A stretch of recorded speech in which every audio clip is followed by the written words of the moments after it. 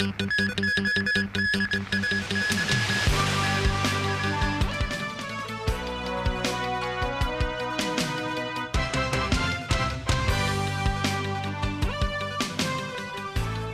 and welcome to TVB News. For the fourth consecutive day, the city reported single-digit new COVID-19 cases. All but one of them are locally acquired infections. On top of that, the government's community-wide testing program has so far identified 6 positive cases, including 4 patients who recovered from the coronavirus last month. Sharon Tang has more. Half of the latest cases have unknown sources of infection, including a 63-year-old woman who only tested positive for the virus after she passed away on Sunday. A sailor returning from India is the sole imported case reported today.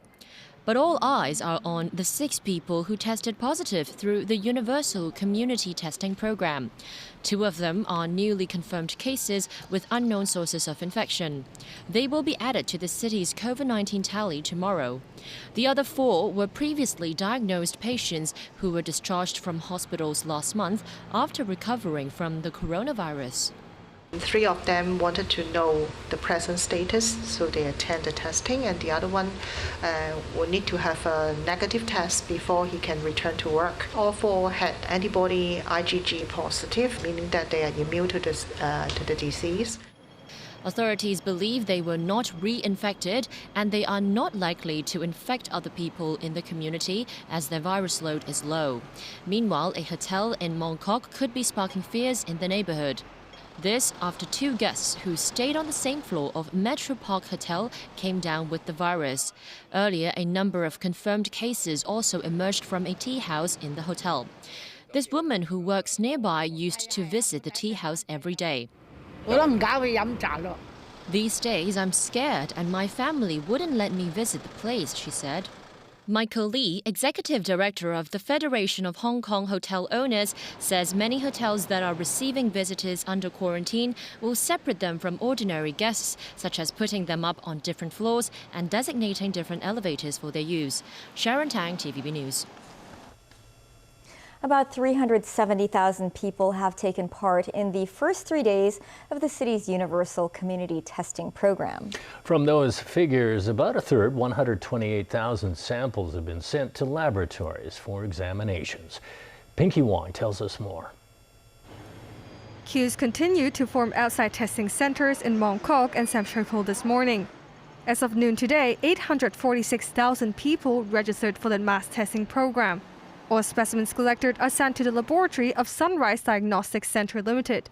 The company originally claimed they could perform 300,000 daily tests, but so far they have reached less than half of their target. Secretary for Civil Service Patrick Nip said initial procedures were not smooth, but the testing capacity will increase shortly.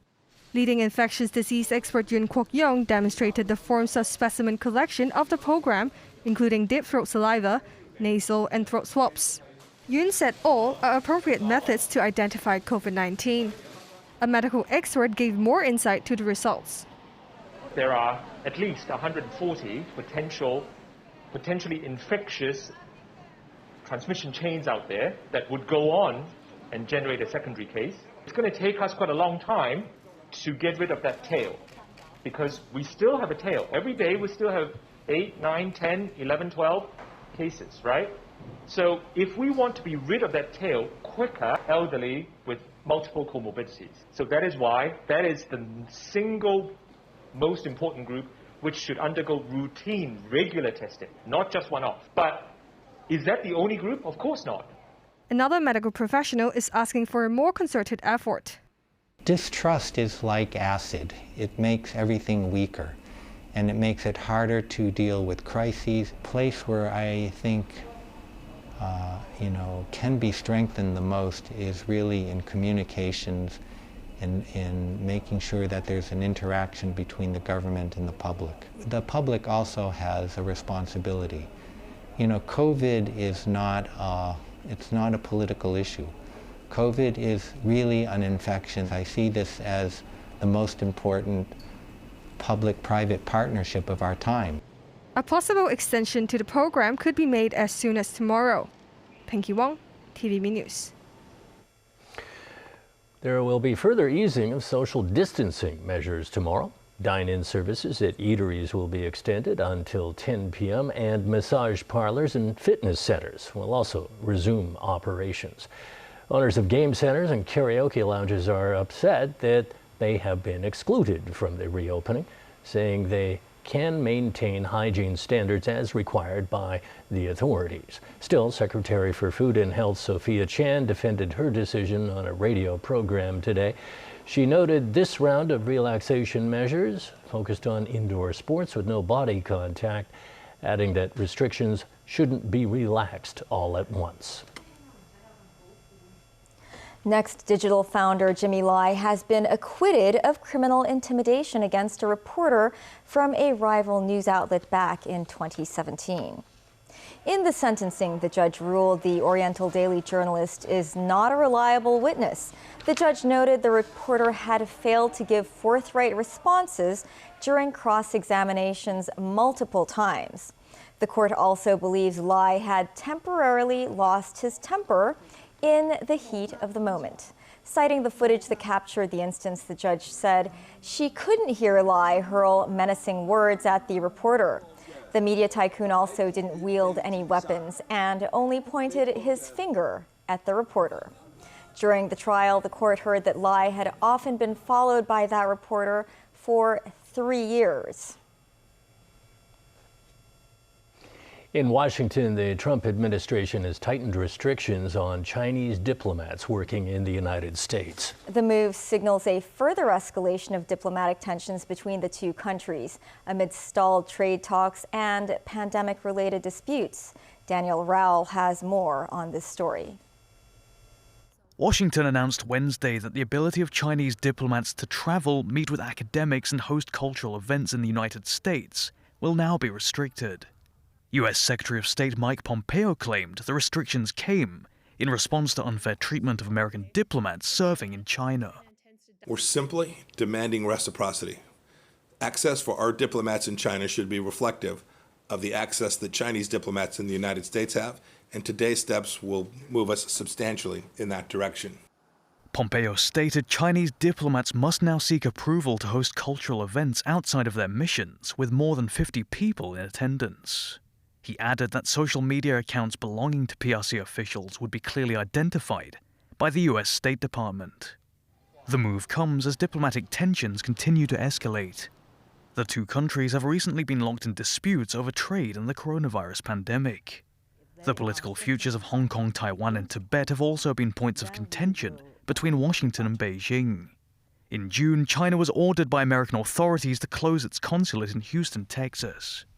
This move was reciprocated by Beijing, who subsequently shut the U.S. consulate in Chengdu. On the campaign trail, U.S. President Donald Trump has repeatedly asserted that his election rival, Democrat Joe Biden, is too soft on China. In his early days in the Oval Office, Trump had, however, claimed that he maintained a good relationship with the PRC's president, Xi Jinping. Daniel Rowell, TVB News. The U.S. imposed sanctions on International Criminal Court prosecutor Fatou Bensouda. This due to her role in investigations relating to potential war crimes committed by U.S. military personnel in Afghanistan. The International Criminal Court, or ICC, approved Bensouda's request in March to investigate potential war crimes committed during the Afghanistan conflict by the Taliban, Afghan military, and U.S. forces. Washington revoked Bensouda's entry visa last year in response to the inquiry. She was, however, still able to regularly travel to New York to brief the UN Security Council on cases referred to The Hague. UN Secretary General Antonio Guterres reportedly expressed concern about Washington's move. U.S. Secretary of State Mike Pompeo accused the ICC of unfairly singling out his country for its role in recent global conflicts. In June, the Trump administration authorized the imposition of economic sanctions against foreign persons directly engaged in ICC efforts to investigate U.S. or allied personnel and those who materially assisted in that effort. Today, we take the next step because the ICC continues to target Americans, sadly.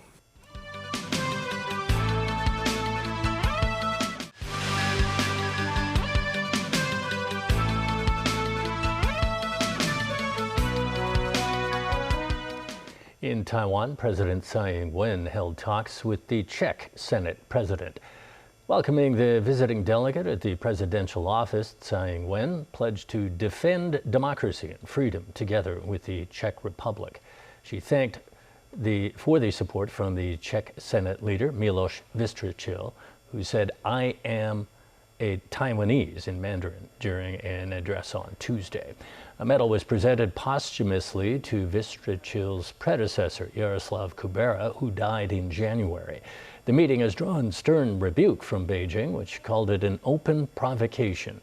Insisting that Taiwan is an inseparable part of Chinese territory, Beijing strongly opposes any official contact between foreign countries and the island.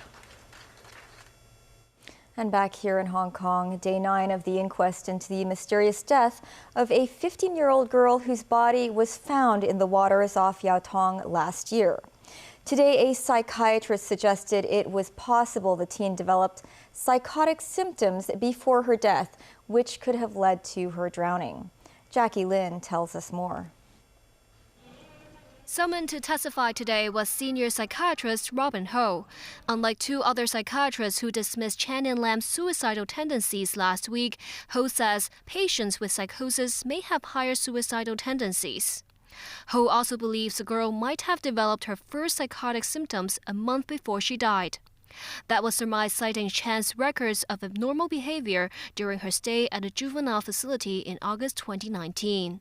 That's in addition to medical accounts of hallucinations around that same time. The doctor added stress and family history could play a part in triggering the condition. She mentioned how Chan's father was diagnosed with schizoaffective disorder, a form of psychosis. When the jury asked whether the affliction could make a swimmer like Chan forget how to swim, Ho said that was not mentioned during previous research, but did not rule out the possibility. Before her tragic passing, Chan had expressed hope about her future. The jury asked if psychosis could cause an about-face in attitude towards life within such a short period of time. Ho said it's possible. All witnesses have given their testimonies in the case. The court expects to examine new CCTV footage from the girls' school, the Hong Kong Design Institute, tomorrow, with a closing address expected Friday next week. Jackie Lin, TVB News. That's the news. Thanks for watching. Good night.